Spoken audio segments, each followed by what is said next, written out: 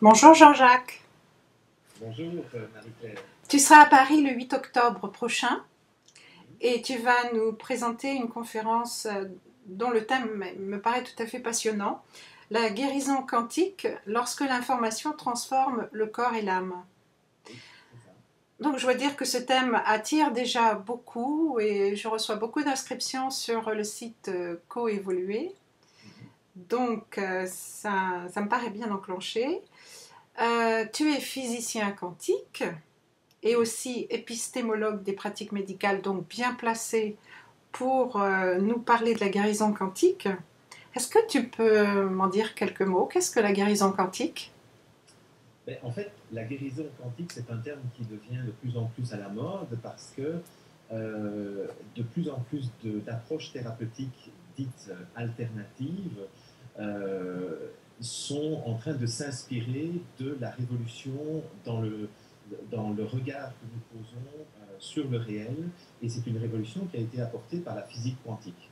Alors la physique quantique, c'est quelque chose d'assez mystérieux pour le grand public parce que c'est beaucoup moins populaire. Tu vois que la relativité générale, la relativité restreinte, qui est assez facile à comprendre. On comprend qu'il s'agit de vitesse de la lumière, de courbure de l'espace-temps, etc. Donc, en tout cas, c'est plus facile à se représenter. Tandis que la physique quantique s'intéresse au comportement de la matière dans l'infiniment petit, et donc le comportement des électrons, le comportement des atomes, le comportement des molécules, etc.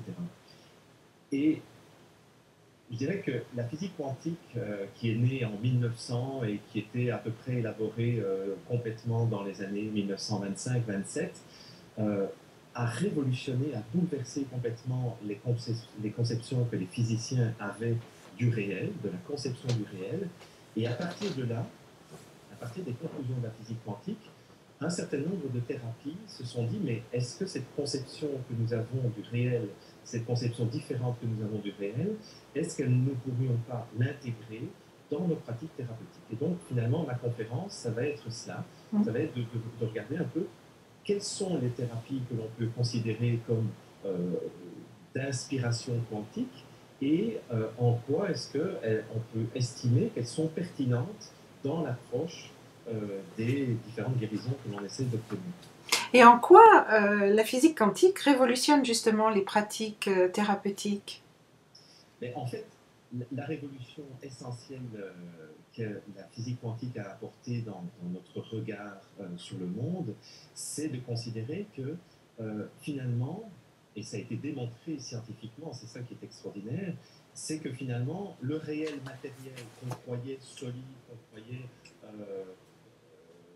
matériel justement, bien, on se rend compte que d'un certain point de vue, le réel peut se comporter de façon vibratoire, de façon euh, énergétique, là où on pensait avoir quelque chose de solide. Et inversement, lorsqu'on examine le comportement, par exemple, de la lumière ou des ondes électromagnétiques, on se rend compte que cette lumière qu'on a toujours considérée comme une onde jusqu'en 1900 peut avoir un comportement matériel, un comportement corpusculaire.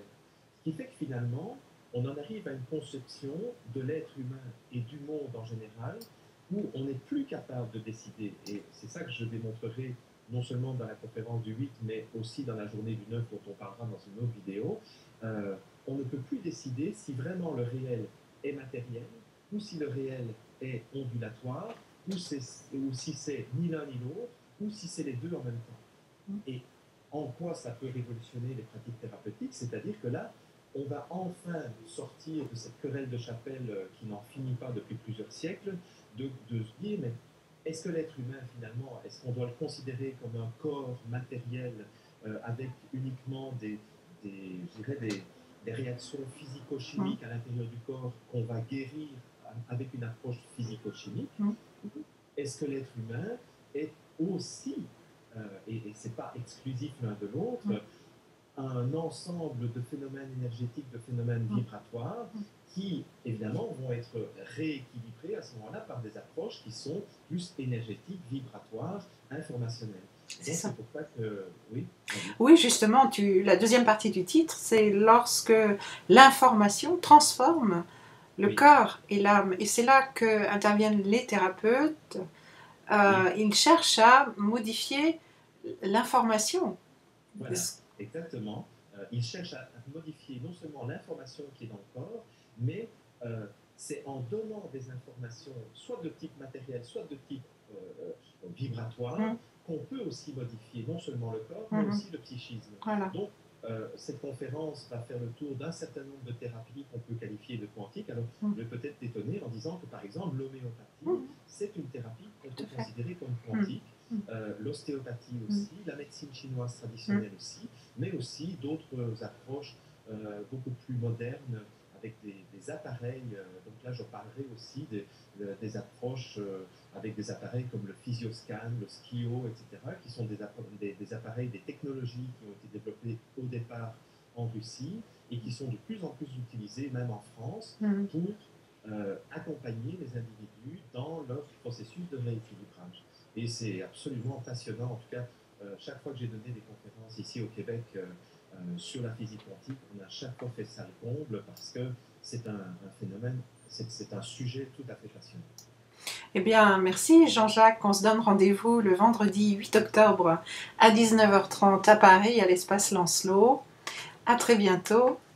Avec plaisir. À très bientôt, Marie.